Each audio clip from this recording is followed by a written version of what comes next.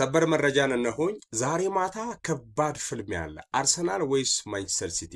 ተጠባቂው የፍጻሜ ጨዋታ እንግዲህ ዛሬ ምሽት ይካሄዳል። አዲስ አበባ መጋቢት 13 2018 ዓ.ም የእንግሊዝ ካራባኦ ካፕ የፍጻሜ ጨዋታ ዛሬ ምሽት በዌምብሊ ስቴዲየም በማንቸስተር ሲቲ እና አርሰናል መካከል ይደረጋል ማለት ነው። ሁለቱም ቡድኖች እንግዲህ የውድድር ዓመቱን የመጀመሪያ ዋንጫን ለማሳካት የሚያደርጉት ፍልሚያ በጉጉት ይጠበቃል።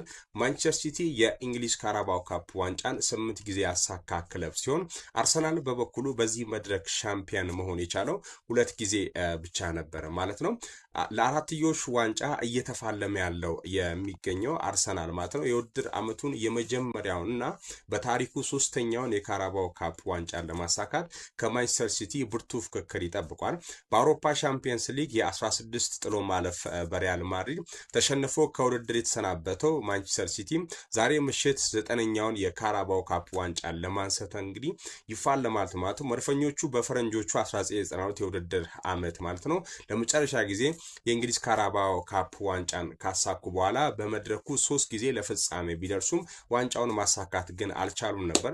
በአሰልጣኝ ሚካኤል አርቴታ የሚመራው አርሰናል በካራባኦ ካፕ የፍጻሜ ጨዋታ በታሪክ 6 ጊዜ ሽንፈት የገጠመው ሲሆን በዚህም ብዙ ጊዜ በመድረኩ በፍጻሜ ጨዋታ የተሸነፈ ቀዳሚው ክለብ ይባላል ማለት ነው።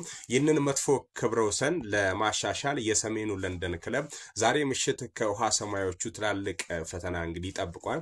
የአሰልጣኝ ፔፕ ጋርዲዮላ ቡድን የእንግሊዝ ካራባኦ ካፕ ዋንጫን ለመጨረሻ ጊዜ ያሳካው በ2020 ሲሆን የውድድር ዘመን እንደነበረ ሁላችሁ የምታስታውሱት ነው። ስፔናዊ አሰልጣኝ ሚካኤል አርቴታ አርሰናልን ከተረከበ ወዲህ በ2019 ማለት ነው የውድድር ዓመት ያሳካው የእንግሊዝ ኤፍኤ ካፕ ዋንጫን ብቻ ነው። ሁለቱ ቡድኖች እርስ በርሳቸው ካደረጓቸው ያለፉት 5 ጨዋታዎች አርሰናል በሁለቱ ሲያሸንፍ በቀሪዎቹ 3 ጨዋታዎች ደግሞ አቻ ተለያይቶ ነበር ከሲቲ ጋር ማለት ነው። በዛሬው ምሽት ተጠባቂው የፍጻሜ ጨዋታ የማንቸስተር ሲቲው ተከላካይ ማርክ ጉዌ ለቡድኑ ግልጋሎት አይሰለፍም ማለት ነው።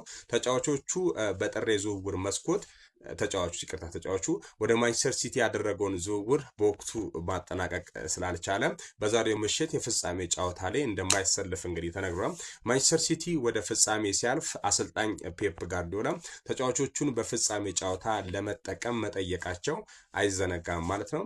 ሊቨርፑል በካራባኦ ካፕ ማለት ነው 10 ጊዜ ያሳካ ብቸኛውና ምርጡ ክለብ ሲሆን የዛሬ ምሽት የፍጻሜ ተፋላሚ ማንቸስተር ሲቲ ደግሞ 8 ጊዜ አሳክቷል። ማንቸስተር ዩናይትድ 6 ጊዜ እንዲሁም ቼልሲና አስቶን ቪላ በተመሳሳይ 5 ጊዜ አሳክተውታል ማለት ነው። የካራባኦ ካፕ ፍጻሜ ጨዋታ ዛሬ ምሽት 1 ሰዓት ተኩል ላይ በዌምብሊ ስቴዲየም መደረግ ይጀምራል። ይህንን ተጠባቂ የፍጻሜ የእንግሊዝ ጨዋታ ማለት ነው የሚዳኘው ዳኛ ፒተር ባንክስ በመሃል ዳኝነት የሚመራው ይሆናል። ይህ መረጃ የቀረበው በወንድማገኝ ጸጋዬ ነው። ሼር ይደረግ። እናንተስ ምን ታስባላችሁ? ሐሳብ አስተያየታችሁን ኮሜንት ሴክሽን ላይ አጋሩኝ።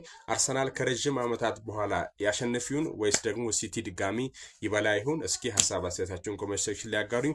አርሰናል ያሸንፋል። ድል ለአርሰናል ነው ማለት ነው። እንግዲህ እናንተ ምን